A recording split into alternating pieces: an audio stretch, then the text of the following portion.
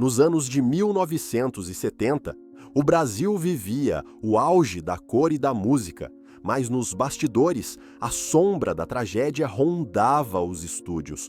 Por trás dos sorrisos brilhantes das capas de revista, destinos terríveis aguardavam ícones que pareciam intocáveis, acidentes aéreos devastadores, colisões violentas nas estradas e corações que pararam cedo demais transformaram o sonho dourado em pesadelos reais. Hoje, vamos honrar a memória de 10 estrelas que partiram de forma abrupta e deixaram um país inteiro em luto profundo. Já se inscreva no canal e comente aqui embaixo qual dessas despedidas precoces mais doeu em você. Prepare-se, pois as histórias a seguir são de partir o coração. Leila Diniz. Se existiu um sorriso que resumiu a esperança e a rebeldia do Brasil na virada para a década de 1970, esse sorriso pertencia a ela. Leila não era apenas uma atriz talentosa, ela era uma força da natureza, a mulher que quebrou tabus ao exibir sua gravidez de biquíni na praia, desafiando o conservadorismo de uma época cinzenta. Mas a luz que ela irradiava foi apagada de forma brutal e repentina, deixando o país em um estado de choque que duraria anos. No auge de sua felicidade pessoal e profissional, tendo acabado de se tornar mãe da pequena Janaína e consagrada como a musa de Ipanema, o destino lhe preparou uma armadilha cruel e inescapável do outro lado do mundo, transformando o conto de fadas em um dos capítulos mais dolorosos da nossa história cultural. Era junho de 1972. Leila voltava de um festival de cinema na Austrália, onde havia sido premiada e aplaudida de pé. Ela estava radiante, ansiosa para reencontrar sua filha recém-nascida e o marido no Rio de Janeiro. No entanto, o voo da Japan Airlines, que a trazia de volta, jamais chegaria ao seu destino final. Durante a aproximação para o aeroporto de Nova Delhi, na Índia, a aeronave colidiu violentamente com o solo, desintegrando-se em chamas. A notícia demorou a chegar ao Brasil devido à distância e à comunicação precária da época, mas, quando chegou, atingiu o coração dos brasileiros como um soco no estômago. A mulher que ensinou o país a amar a vida havia partido aos 27 anos de idade, no meio de escombros e ferro retorcido em um país estranho. A tragédia de Leila Diniz foi sentida como a morte de uma parente próxima em cada lar brasileiro. O luto foi coletivo e devastador. Não se tratava apenas da perda de uma estrela de cinema, mas do fim de um sonho de liberdade. A imagem de seu diário, encontrado nos destroços, onde ela escrevia sobre a saudade da filha, tornou-se um símbolo da fragilidade da vida. Sua partida precoce encerrou de forma abrupta a alegria ingênua do Pasquim e daquela geração de Ipanema. O Brasil perdeu sua namoradinha revolucionária e a pequena Janaína cresceu ouvindo as histórias de uma mãe que foi um cometa, brilhou intensamente, iluminou a escuridão da ditadura com sua irreverência e desapareceu no céu, deixando um rastro de saudade que nem mesmo meio século foi capaz de apagar. A morte de Leila não foi apenas um acidente aéreo, foi uma ferida na alma nacional que jamais cicatrizou completamente. Glaucer Rocha. Quando falamos de talento bruto e de uma presença cênica que fazia a tela da televisão tremer, é impossível não invocar a memória poderosa desta mulher.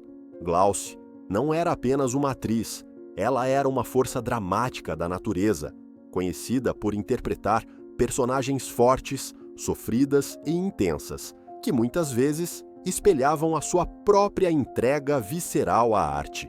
No início da década de 1970, ela era uma das estrelas mais respeitadas do Brasil, o pilar de credibilidade da extinta TV Tupi.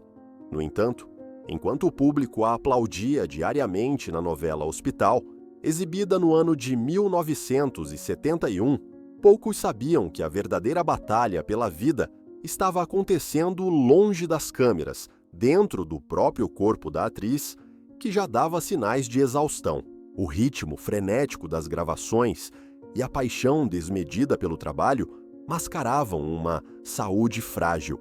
Glauce vivia para atuar, mas essa dedicação cobrou o preço mais alto possível. Em um domingo triste de outubro, o coração que tantas emoções havia simulado na ficção simplesmente não suportou a realidade. A notícia de seu falecimento, aos 41 anos de idade, caiu como uma bomba nos bastidores da emissora. Foi um choque paralisante. Ela estava no meio da trama.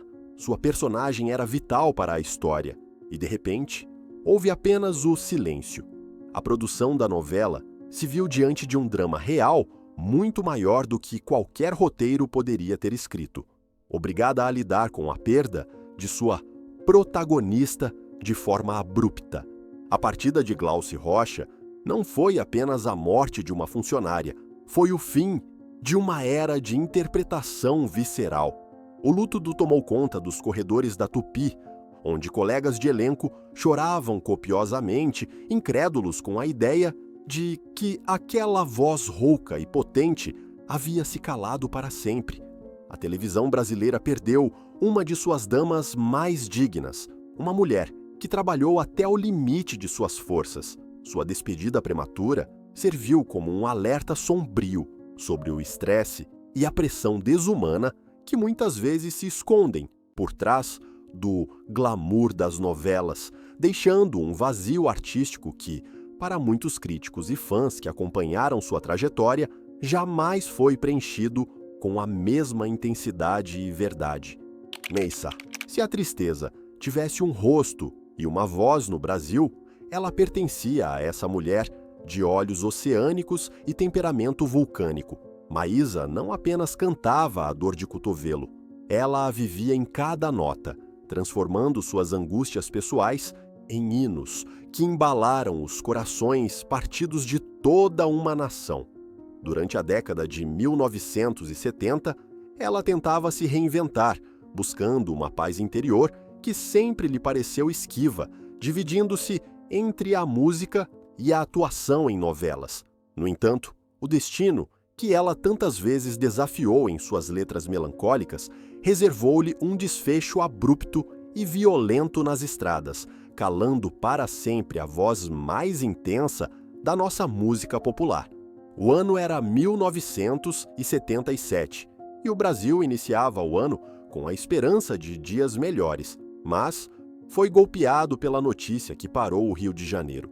Em uma tarde fatídica de janeiro, enquanto dirigia seu carro pela ponte Rio-Niterói, um trajeto que ela conhecia bem, o imponderável aconteceu.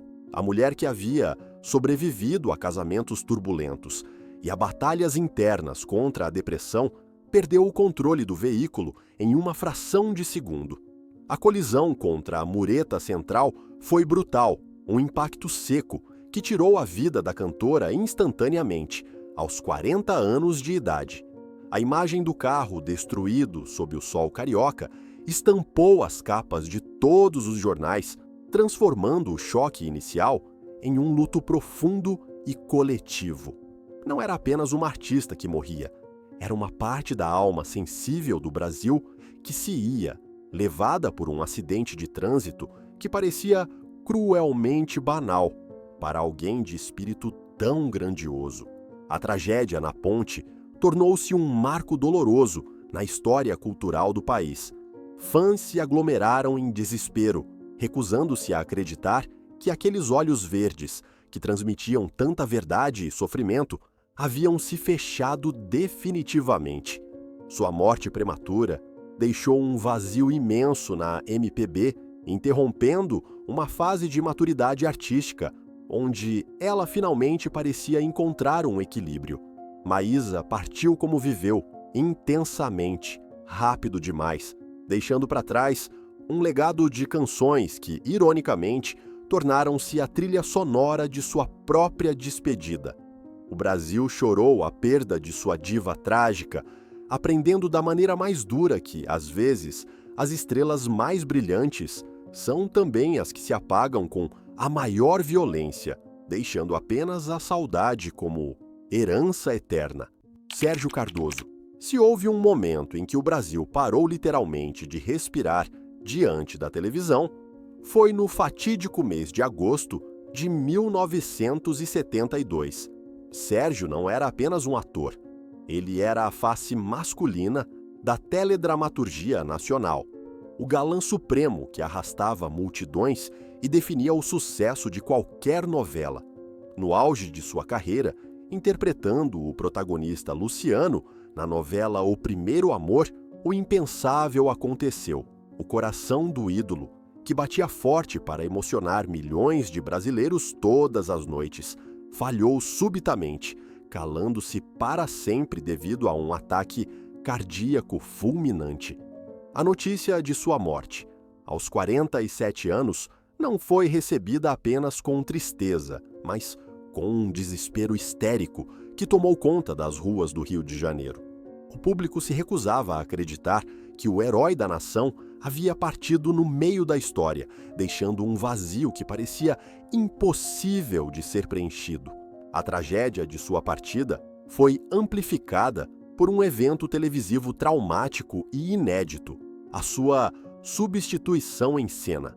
Pela primeira vez na história, os telespectadores viram um ator sair por uma porta e outro entrar em seu lugar para continuar o personagem, uma manobra dolorosa que serviu como um lembrete constante da finitude da vida.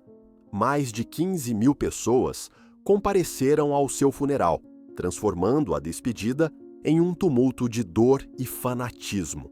No entanto, o destino cruel de Sérgio Cardoso não terminou com seu sepultamento. A comoção popular foi tão gigantesca e doentia que gerou uma das lendas urbanas mais macabras e persistentes do Brasil. O boato aterrorizante de que ele sofria de catalepsia e teria sido enterrado vivo. Embora a família tenha negado veementemente essa história por décadas, a lenda se espalhou como um vírus, adicionando uma camada de horror gótico à tragédia real. O sofrimento de sua morte súbita foi, assim, perpetuado por um folclore sombrio que assombrou a memória dos fãs por gerações. Sérgio Cardoso foi vítima de seu próprio sucesso avassalador. Ele foi amado a tal ponto que o público não conseguiu deixá-lo descansar em paz, criando fantasias terríveis para tentar explicar o inexplicável. Sua história é o exemplo mais triste de como a morte de uma celebridade, nos anos 70, podia transbordar os limites do luto saudável e se transformar em um trauma coletivo, onde a dor da perda se misturava com o medo irracional, eternizando o ator não apenas como um grande talento, mas como o protagonista do roteiro mais triste e assustador da vida real. Evaldo Braga. A história deste cantor é, sem dúvida, um dos contos mais tristes e comoventes que a música brasileira já produziu. Uma trajetória marcada pela dor desde o primeiro até o último suspiro. Evaldo não era apenas um astro popular. Ele era a voz dos excluídos, um homem que cresceu nas ruas e em orfanatos, conhecendo a face mais cruel do abandono antes mesmo de aprender a falar. Quando a década de 1970 começou, parecia que a vida finalmente faria justiça ao ídolo negro, como ficou conhecido. Com sua voz rouca e carregada de sofrimento, ele explodiu nas paradas de sucesso com canções que falavam de amor e traição, tornando-se um fenômeno de vendas e conquistando o carinho de milhões de fãs que se identificavam com sua superação. No entanto, a felicidade para ele foi um visitante breve, quase um cruel relance do que poderia ter sido, cortada de forma brutal no auge de sua juventude. No dia 31 de janeiro de 1973, o destino agiu com uma ironia devastadora. O cantor, que havia acabado de conquistar o Brasil com a música Sorria, Sorria, encontrou um fim trágico e violento na rodovia BR-3, a antiga Rio Juiz de Fora. Aos 25 anos de idade, enquanto dirigia seu carro para um show, ele tentou uma ultrapassagem que se revelaria fatal. O choque frontal contra um caminhão foi de uma violência assustadora, destruindo completamente o veículo e ceifando instantaneamente a vida do rapaz que havia lutado tanto apenas para ter o direito de existir com dignidade. A notícia de sua morte parou o subúrbio carioca e gerou uma comoção popular que poucas vezes se viu igual, com milhares de pessoas chorando a perda daquele que sentiam ser um dos seus. A tragédia de Evaldo Braga não foi apenas o acidente mecânico, mas a interrupção de uma vida que começava pela primeira vez a sorrir de verdade. Ele morreu sem tempo de usufruir das conquistas que seu talento lhe trouxe, preso nas ferragens de uma estrada perigosa, longe do glamour que a televisão mostrava.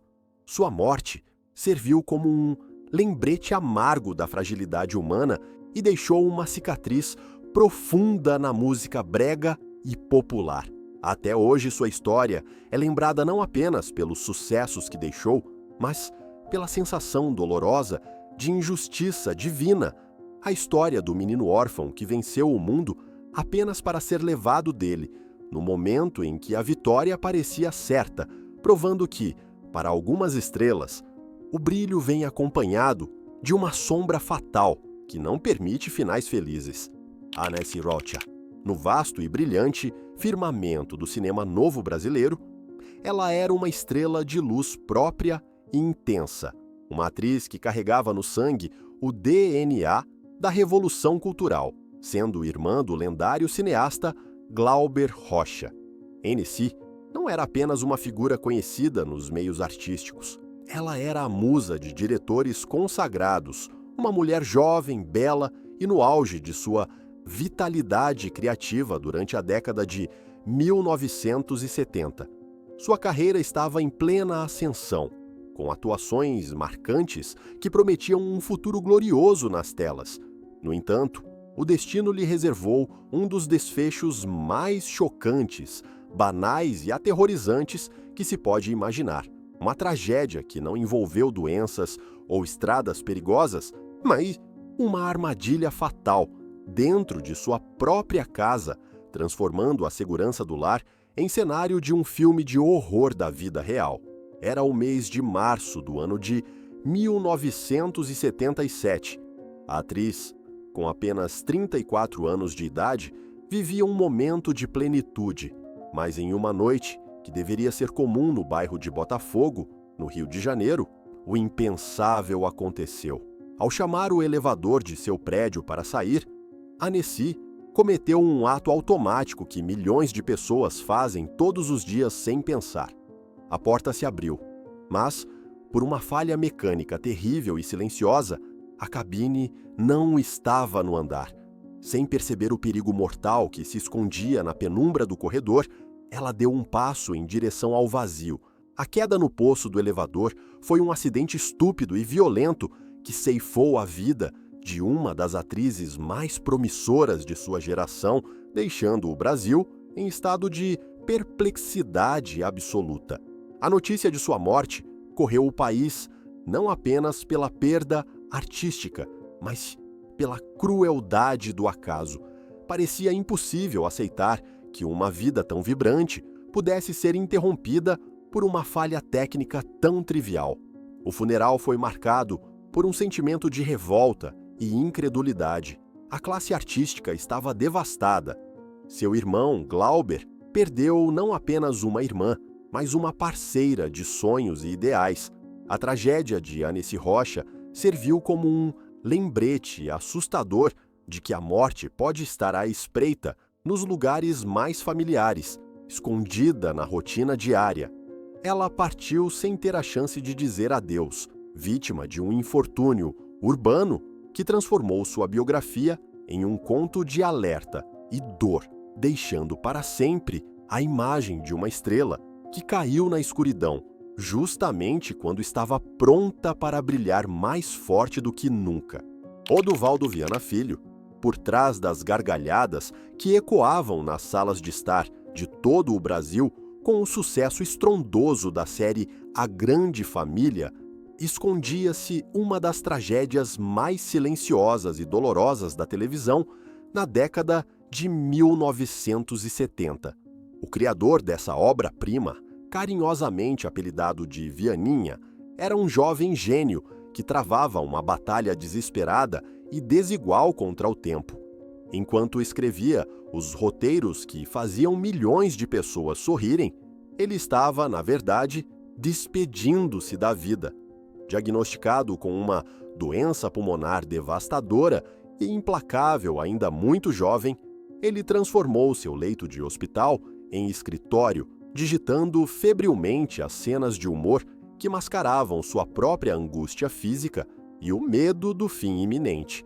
A crueldade do destino com Vianinha foi permitir que ele alcançasse o auge de sua maturidade artística no exato momento em que seu corpo entrava em colapso.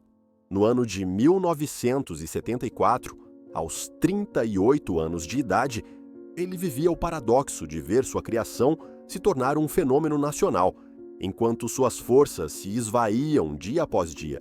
Relatos emocionantes de amigos contam que ele escrevia com uma urgência assustadora, como se quisesse deixar todo o seu talento registrado no papel antes que a luz se apagasse. Ele não queria morrer, pois sentia que ainda tinha muito a dizer sobre o Brasil e sobre a alma humana. Mas a enfermidade avançava sem piedade, ignorando sua vontade de viver e de criar. Sua morte prematura foi um golpe duro para a cultura brasileira. O país perdeu não apenas um ator e dramaturgo brilhante, mas uma voz lúcida que sabia traduzir como ninguém as alegrias e tristezas da classe média. Vianinha partiu sabendo que era amado, mas com a frustração terrível de não poder colher os frutos de seu maior sucesso a longo prazo. A imagem do escritor genial, cercado por tubos de oxigênio e máquinas, mas com a mente fervilhando de ideias cômicas até o último suspiro. É o retrato definitivo da dedicação à arte. Sua história nos anos 70 é um lembrete comovente de que, muitas vezes, o riso que nos diverte na tela é forjado nas lágrimas e no sacrifício de quem está nos bastidores lutando bravamente contra a finitude para nos deixar um legado de alegria eterna. Agostinho dos Santos, a voz dele, não era apenas um som, era uma força da natureza que rompeu fronteiras e levou a música brasileira para os 4 cantos do planeta. Agostinho dos Santos, consagrado mundialmente pela interpretação imortal das canções do filme Orfeu Negro, era um dos maiores orgulhos nacionais durante a década de 1970. Com seu timbre aveludado e uma presença de palco magnética, ele vivia o auge de uma carreira brilhante, sendo reverenciado na Europa como um verdadeiro rei da bossa nova e do samba-canção. No entanto, o destino lhe reservou um dos capítulos mais aterrorizantes e tristes da aviação mundial, transformando uma viagem de trabalho em um pesadelo de fogo e fumaça que o Brasil jamais esqueceria. Em julho do ano de 1973, ele embarcou no voo 820 da Varig, com destino a Paris, ansioso para mais uma série de apresentações que prometiam ser históricas. O que deveria ser a chegada triunfal de um astro transformou-se em uma tragédia sem precedentes minutos antes do pouso. Um incêndio, iniciado de forma banal em um dos toaletes da aeronave, espalhou uma fumaça tóxica e letal pela cabine, criando um cenário de pânico absoluto a milhares de metros do chão. Enquanto o piloto realizava uma manobra heróica para pousar o avião em um campo de cebolas nos arredores de Paris, a maioria dos passageiros, incluindo o cantor, já havia sucumbido silenciosamente à inalação dos gases venenosos. Agostinho, o homem que cantou a felicidade e o carnaval com tanta alma, perdeu a vida sentado em sua poltrona sem sofrer o impacto da queda, mas sufocado pela atmosfera irrespirável que tomou conta do jato, partindo aos 41 anos de idade. A notícia de sua morte chegou ao Brasil como um luto continental. Parecia impossível aceitar que uma voz tão cheia de vida tivesse sido apagada de forma tão estúpida e cruel. O corpo do cantor, que havia saído do país para ser aplaudido, voltou em um caixão, deixando a música popular brasileira órfã de um de seus intérpretes mais sensíveis e técnicos. A tragédia do voo da Varig marcou profundamente a geração de 70, servindo como um lembrete doloroso de que nem mesmo o talento mais sublime pode proteger o ser humano das fatalidades do acaso. Agostinho dos Santos não morreu apenas como um passageiro. Ele morreu como um mártir da arte, alguém que estava em trânsito para levar beleza ao mundo e que teve sua missão interrompida por um destino trágico que calou para sempre a felicidade que ele cantava com tanto amor. Torquato Neto. Ele era conhecido como o Anjo Torto da Tropicália, um poeta de sensibilidade lacerante que ajudou a definir a identidade cultural do Brasil moderno, mas que carregava dentro de si uma tempestade que nenhuma canção foi capaz de acalmar. Torquato não era apenas um letrista brilhante que deu voz a movimentos revolucionários. Ele era uma alma em carne viva, um artista que sentia a dor do mundo com uma intensidade insuportável. Enquanto a década de 1970 explodia em cores, festivais e exílio para seus amigos mais próximos, como Caetano Veloso e Gilberto Gil, ele permaneceu no Brasil, sentindo-se cada vez mais isolado e incompreendido em sua própria terra. A censura, a pressão política e a sensação de estar preso em um país que sufocava a liberdade criativa alimentaram uma melancolia profunda e corrosiva, transformando sua genialidade em um fardo pesado demais para carregar sozinho. No ano de 1972, logo após completar 28 anos de idade, o poeta decidiu colocar um ponto final em sua própria história, em um ato de desespero silencioso que chocou a intelectualidade e a música popular brasileira. Em seu apartamento no Rio de Janeiro, Torquato despediu-se da vida de forma voluntária, deixando para trás um bilhete de despedida que se tornaria lendário pela tristeza e pela lucidez cortante. Para mim, chega. A notícia de sua partida foi um terremoto emocional para uma geração que via nele a esperança de uma poesia nova e corajosa.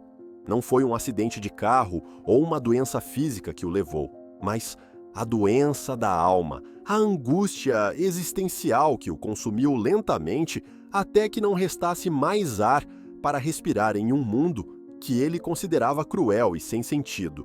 A morte de Torquato Neto foi a tragédia do sentir demais.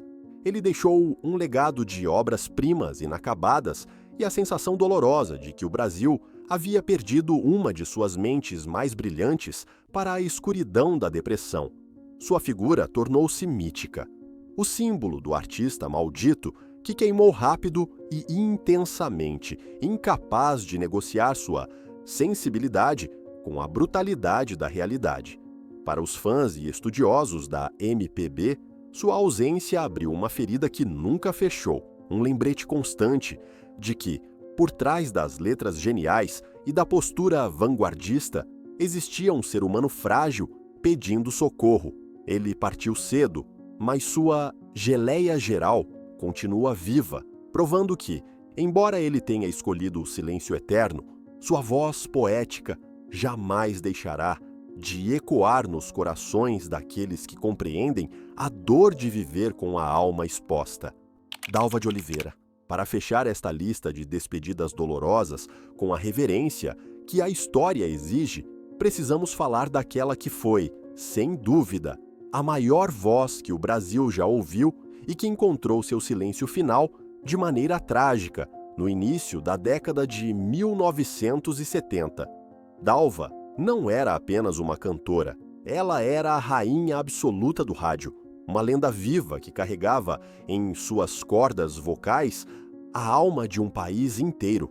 Conhecida como o Rouxinol do Brasil, ela atravessou gerações cantando o amor e o sofrimento com uma intensidade que ninguém jamais conseguiu igualar. No entanto, por trás dos aplausos e da glória, sua vida pessoal foi marcada por tempestades emocionais devastadoras e uma saúde que, silenciosamente, cobrava o preço de tantos anos de entrega artística e angústia. No ano de 1972, o Brasil assistiu impotente ao último ato desse drama real.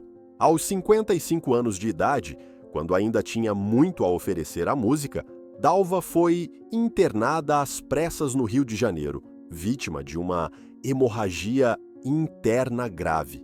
A notícia de seu estado crítico parou a nação. Durante dias, fãs fizeram vigília na porta do hospital, rezando por um milagre que não veio. No dia 30 de agosto, a voz que havia ensinado os brasileiros a amar e a chorar calou-se para sempre. A causa oficial foi o rompimento de varizes no esôfago, um desfecho físico brutal para uma mulher que passou a vida inteira sangrando metaforicamente em suas canções de dor de cotovelo. A morte de Dalva de Oliveira não foi apenas o falecimento de uma celebridade, foi o encerramento definitivo da Era de Ouro do rádio no Brasil.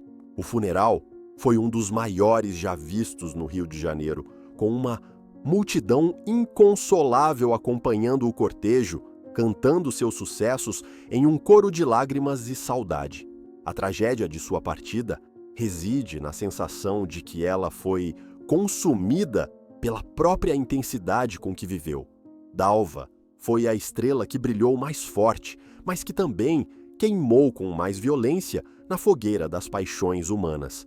Sua história nos anos 70 é o capítulo final de uma biografia onde a arte e a dor caminharam de mãos dadas até o último segundo, deixando para o Brasil um legado eterno de beleza, mas também a cicatriz profunda de ter perdido sua maior intérprete para a fragilidade da vida, provando que nem mesmo os rouxinóis são imunes ao silêncio eterno da morte.